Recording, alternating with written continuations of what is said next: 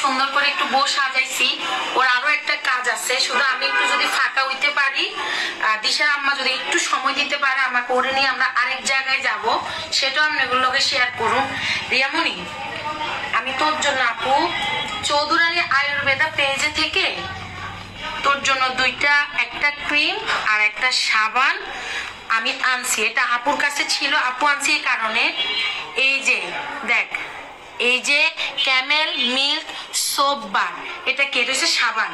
আর এটা হচ্ছে চৌধুরানী আয়ুর্বেদা জাফরান রাইস মিল্ক ক্রিম, এটা হচ্ছে নাইট ক্রিম।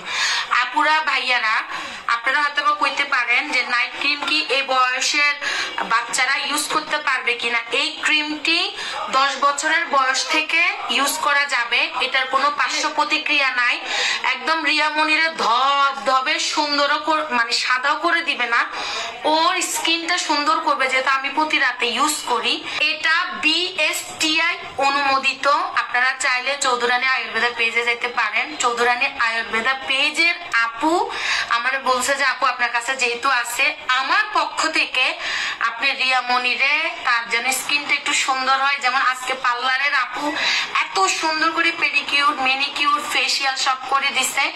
তুই কি করবে আপু? তোমারে বলি, তুমি সুন্দর করে বাসায় যাই বা আপু তোমার মেকআপ উঠে দিব না, রাত্রে গোসল করবা বা সুন্দর করে মুখ ধুবা, ধোয়ার পরে তুমি এই সাবানটা বেশি